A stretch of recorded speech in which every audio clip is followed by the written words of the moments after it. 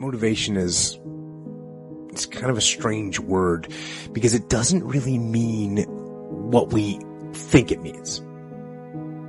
We think it means that we're fired up to do something. We think that it means we're eager and passionate to make something happen. And we think that somehow we should just be able to turn on that eagerness and turn on that passion.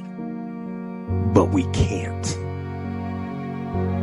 Because you just can't turn on passion. You can't just turn on the desire to execute a task. So to motivate someone is to explain to them why they're doing what they're doing, how it will help them, where it'll take them, why they should continue to work and to struggle and to fight, why you are doing what you are doing. Remind yourself that this struggle, this temporary pain, this fight that you're in, this is what will make you stronger and faster and smarter and better. And then,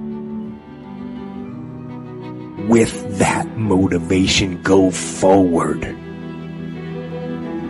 into the fray, into the storm, into the heat of the battle, where victory is forged. What do you do on the days when you're just not feeling it? Those days when I'm tired or worn out or just basically sick of the grind. Well, what do I do on those days? I go anyways. I get it done, even if I'm just going through the motions. I go through the motions. I don't really want to work out. I work out. I really don't want to hammer on a project. I hammer on the project. Don't really want to get up and get out of bed. Yeah, I get up and get out of bed.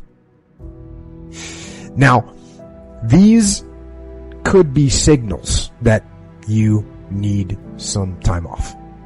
And those signals might be right. They could be correct. But don't take today off. Not today. Wait until tomorrow. Don't give in to the immediate gratification that is whispering in your ear. Shut that down. Do not listen to that little voice. Instead, go through the motions. Lift the weights. Sprint the hill. Work on the project. Get out of bed. You need to get things done. But if you are going to rest, that is one thing that you should procrastinate on. That's the one thing I want you to put off until tomorrow. And if, when tomorrow comes, you still feel like you need to rest or you need to take a break, okay. But the chances are you won't need that rest. Chances are you will realize that the desire to rest was just weakness. It's just the desire to take the path of least resistance, the downhill path, the easy path. You ask yourself, why me? Instead, ask yourself, now what am I going to do about it? What are you going to do about it? Ask yourself that question. And then figure it out. Figure out what you're going to do. Say to yourself, I am going to detach. I am going to assess the situation. I am going to come up with a plan and I am going to execute. And then start moving. It's not going to be a perfect plan, but take action. Action that moves you in a positive direction. And if it ends up being the wrong direction, that's fine. At least you've learned where not to go. Now, where this gets tough is if it is something that seems like it's completely out of your control. And you know what? Some things are completely out of your control, and that's fine.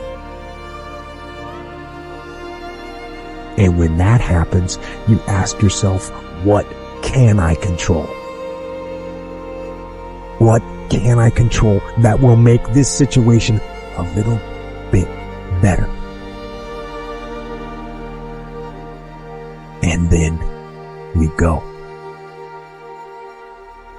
Don't get crushed by things going wrong. Ask yourself, what am I going to do? And then go.